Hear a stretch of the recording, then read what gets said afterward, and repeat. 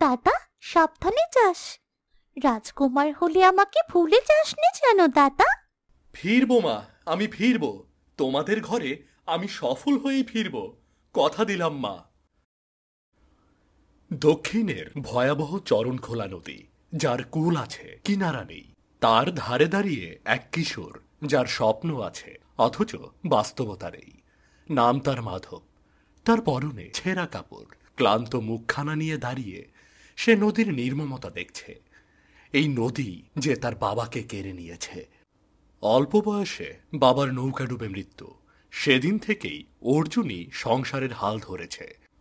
ঘরে ছোট বোন আর মা, এছাড়া আর কেউ নেই। এই বিধ্বস্ত সংসারে মাধব কাঁধে তুলে নিয়েছে দায়িত্বের পাহাড়। দাদা, এই দাদা, তুই মাছ ধরতে যাবি না? ওই দেখ, সবাই যে চলে গেল। আরে যাব যাব, এই তো এক্ষুনি যাব। যা তো, দৌড়ে গিয়ে আমার জালটা নিয়ে আয়, যা যা। আমি পারবো না, তুই নিচে গিয়ে নিয়ে আয়। উফ, এত তেরামি করিস না তো, যা না তাড়াতাড়ি। সবাই চলে গেলে কিন্তু মাছ পাবো না। সে তো তুই এমনিতেই মাছ পাস না। দাঁড়া, এক ছুটে এনে দিচ্ছি। আলো এক ছুটে মাধবকে জাল এনে দেয়। মাধব নদীর কিনারে বাঁধা ছোট নৌকা নিয়ে নদীতে যায়। বেশ কিছু দূরে বাকিদের নৌকা দেখা যাচ্ছে। মাধবের বাবা মাছ ধরত। সে মারা যাওয়ার পর এই দায়িত্ব এসেছে তার কাঁধে। আজ কি মাছ ধরতে পারবো? ওরা সবাই তো, ওই তো, আমাকে ছেড়ে চলে যাচ্ছে। কেউ একবার আমাকে ডাকতেও চায় না। মাধব তাড়াতাড়ি নৌকা চালিয়ে মাঝ নদীতে মাছ ধরতে পৌঁছে। এসে দেখে এদিকে সবাই প্রায় ভালো পরিমাণ মাছ ধরে ফেলেছে। আরে মাধব, আজ এত দেরি করলি কেন রে? তোমরা তো আমাকে ডাকলেও পারতে। বেশি না বকে মাছ ধর তাড়াতাড়ি, যা যা যা, মাছ ধর। এই দিকটায় একদম আসবি না, এটা কিন্তু আমার জায়গা, আমি বলে দিলাম। এখানে তো আমি মাছ ধরি গো বিমলদা। তুই ধরিস ঠিক আছে, কিন্তু আজ থেকে আমি ধরব। যা যা যা যা, সর, অন্য জায়গায় যা, যা তো অন্য জায়গায়। মাধবকে সবাই দূর দূর করে তাড়িয়ে দেয়। মাধব কিছু দূরে গিয়ে নতুন জায়গায় জাল ফেলে, কিন্তু ভাগ্য তাকে সাথে দেয় না। আজ হয়তো আমার কপালে কিছুই জুটবে না। ওরা সবাই আমার জায়গা থেকে কত বড় বড় মাছ উঠাচ্ছে, কিন্তু আমার জাল শূন্য। মাধব হতাশ হয়ে বসে থাকে। এদিকে বাকিরা সবাই মাছ ধরে আবার ফিরে আসার প্রস্তুতি নিচ্ছে। মাধব শেষবারের মতো নদীতে জাল ফেলে। জাল টেনে ওপরে তুলতেই ভেসে ওঠে ছোট ছোট কিছু পুঁটি মাছ। আরে এ কি, শেষমেশ আমার ভাগ্যে তাহলে এই জুটল। যাই, কি আর করার, যা আছে এগুলো বেচে দুটো ডাল চাল কেনা যাবে আর কি। যাই। এই মাধব, তোর কি হয়েছে নাকি রে? আমরা কিন্তু চললাম রে, চললাম। আর একটু দাঁড়াও না গো বিমলদা। এই দেখি দেখি, তুই কি মাছ পেয়েছিস, দেখি তো। বিমল মাধবের জালার দিকে হাত বাড়াতেই দেখল সেখানে গোটা কয়েক পুঁটি মাছ। এ তো শুধুই পুঁটি মাছ, এ দিয়ে কি হবে? তার থেকে আমায় দিয়ে দে, দিয়ে দে আমাকে। না গো বিমলদা, এগুলো বিক্রি করে আমি ঘরের জন্য চাল কিনবো। চুপচাপ দিয়ে দে মাছ, আমার বউয়ের অনেক প্রিয় এই মাছ। না দিলে কাল থেকে আর মাছ ধরতে আসতে পারবি না, কিন্তু দিয়ে দে বলছি। হ্যাঁ। মাধবের মুখ কালো হয়ে আসে, তবুও তার মুখ ফুটে কিছু বেরোয় না। বিমলদা মাছগুলো নিয়ে চলে গেল। সবার নৌকা যেতে থাকে, শুধু মাধবের নৌকাই ঠাই নদীর মাঝে দাঁড়িয়ে থাকে। আকাশে গোধূলির আলো ফোটে, নদীর ঢেউ যেন নিঃশব্দে কোনো গোপন কথা বলে। না, এখানে বসে থেকে লাভ নেই, বাড়ি ফিরি। কপালে না থাকলে আর কি করার আছে।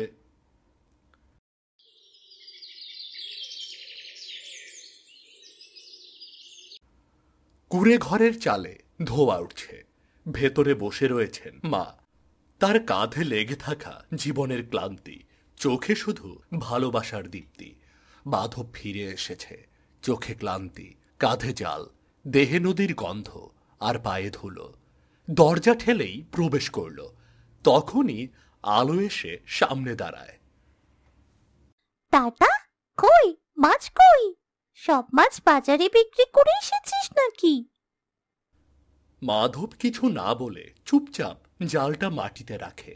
আলোর কণ্ঠে দাদা ডাক শুনে মাও বাইরে বেরিয়ে এলো। হ্যাঁ রে মাধব, তুই এসেছিস? সবাই তো কত আগেই চলে এসেছে, তা তোর এত দেরি হলো কেন রে? সবার তো বড় নৌকা, আর আমার ছোট তো নৌকা, তাই তো দেরি হয় মা। মা দেখো, দাদা আজ আমার জন্য একটা মাছও আনেনি, সব মাছ বিক্রি করে দিয়েছে মা। আরে, তুই খালি হাতে কেন ফিরলি বাবা? জানিস তো, তোর হাতের মাছ না হলেও ভাত খেতে চায় না। আমি মাছ বাজারে বিক্রি করিনি মা, ওরা আমার সব মাছ নিয়ে নিয়েছে। ওদের এত বড় সাহস, আবার এমন কাজ শুরু করেছে। থাক বাবা, তুই আর ওদের সাথে মাছ ধরতে যাস না। ওদের সাথে তোকে পাঠিয়ে আমিও অনেক দুশ্চিন্তায় থাকি। কিন্তু মা, ওদের সাথে না গেলে আমি মাছ পাবো না তো। সকাল গড়িয়ে গেলে কি আর মাছ বিক্রি করতে পারবো বলো? মাধবের কথায় সবার মুখেই চিন্তা দেখা দিল, কিন্তু ছোট্ট আলো হঠাৎ হাসি মেশানো কণ্ঠে বলে উঠল, দাদা, পড়তে পেয়েছি, তুই বরং রাতে মাছ ধরতে যা। রাতে নদীতে গেলে তো আমাদের মাছ কেউ ছিনিয়ে নিতে পারবে না, আর বড় মাছও পাওয়া যাবে। ঠিক বলেছিস আলো, রাতে গেলে হয়তো লাভ হবে। না, এসব লাগবে না, তুই কম মাছ পা, তবু রাতে আমি তোকে যেতে দেব না। আজ আবার পূর্ণিমার রাত, আকাশে ঝড়ও হতে পারে। নদী তখন শুধু জল নয়, অভিশাপও বহন করে। এই পূর্ণিমার রাতে তোর বাবাকে এই নদী শেষ করে দিয়েছে, তুই একদম যাবি না। ঠিক আছে তাহলে, আর যাব না।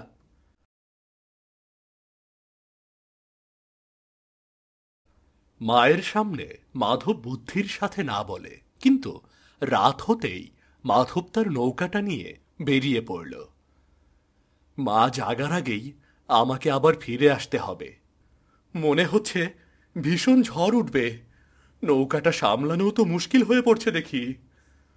স্বাভাবিক নীরবতার মাঝে হঠাৎ প্রকৃতির রুদ্ররূপ। পূর্ণিমার আলোতে আধার নেমেছে।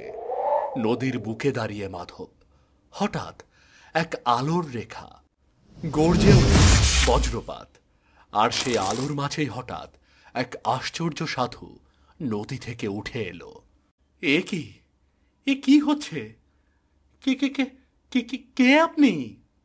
ভয় পেও না, আমি তোমার কোনো ক্ষতি করব না। ওরে বাবা, নদী থেকে উঠে এলো, এ আবার কোনো ভূতপ্রেত নয় তো? না, আমি সাধু, তোমার আসল পরিচয় জানাতে এসেছি। আমাকে ছেড়ে দিন, বাড়িতে আমার মা আর বোন একা, আমি ছাড়া ওদের কেউ নেই। আমি তোমাকে কিছুই করব না রাজপুত্র, কিছুই করব না। রাজপুত্র? হ্যাঁ, তোমার রাজ পরিবার এককালে এই ভূখণ্ডের শাসক ছিল। এক কালো জাদুকরের অভিশাপে তারা পরিণত হয়েছে পাথরের মূর্তিতে। একমাত্র তুমিই বেঁচে আছো, এখন তুমিই একমাত্র উত্তরাধিকারী। মানে কি বলছেন আপনি এসব? নিশ্চয়ই আপনি এই নদীর রাজা, আর আমার সাথে মাঝরাতে হাসি তামাশা করতে এসেছেন। আমি কোনো খেল তামাশা করছি না, আমার কথা মন দিয়ে শুনুন রাজপুত্র। আপনি তিলক রাজ্যের একমাত্র রাজকুমার। ২০ বছর আগে রাজ্যে নেমে এসেছিল এক ভয়াবহ পূর্ণিমার রাত। সেই রাতে এক অভিশাপ পুরো রাজ পরিবারকে পাথরে পরিণত করেছে। আপনার কথা যদি সত্যি হয়, তাহলে আমি বেঁচে গেলাম কি করে? আর এই জেলের ঘরেই বা বড় হলাম কেন আমি, বলুন আপনি? সেই পূর্ণিমার রাতে আমি আপনাকে বাঁচিয়ে দূরে নিয়ে এসেছিলাম। সেই রাতে এক জেলে মাছ ধরছিল, তারই নৌকায় আপনাকে রেখেছিলাম। কিন্তু এখন সময় হয়েছে সেই অভিশাপ ভাঙার। আপনাকে জানানোই আমার উদ্দেশ্য ছিল। কথা শেষ করা মাত্রই সাধু গায়েব হয়ে যায়। সাধুর মুখে এমন কথা শুনে মাধব থমকে যায়। সে কিছুতেই এসব বিশ্বাস করতে পারে না। জীবনের কোনো বাঁকে কল্পনার থেকেও আশ্চর্য হয়ে দাঁড়ায় সত্য। এক অভিশপ্ত অতীত যা নদীর মতোই চিরকাল প্রবাহমান। মাধব ফিরে আসে কুঁড়ে ঘরে। আলো ঘুমন্ত, মা চোখে পলক ফেলছেন। দরজার শব্দে দুজনেই চমকে ওঠেন। তুই তুই এত রাতে কোথায় গিয়েছিলি? মা, আমি কি তোমার সত্যিকারের সন্তান? মাধব কোনো কথা না বাড়িয়ে সোজাসুজি প্রশ্ন করে বসে। এই প্রশ্নে তার মায়ের চোখ ভিজে ওঠে। না, এত রাতে তোর বাবা তোকে নদী থেকে এনেছিল। জানি না তুই কিভাবে নৌকায় উঠেছিলি। মাধব বুঝতে পারে সাধু বাবা যা বলেছে তাই সত্য। তবে কে তার বাবা মা আর তারা এখন কোথায় আছে তা নিয়ে মাধবের মনে চিন্তা ঘুরপাক খায়। সে নিজের রাজ্যে যাওয়ার সিদ্ধান্ত নেয়।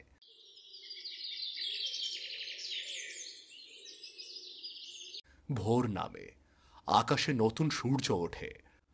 আলো মায়ের থেকে বিদায় নিয়ে শুকনো কিছু খাবার ও কাপড় গুছিয়ে মাধব বেরিয়ে পড়ে অজানা এক গন্তব্যে।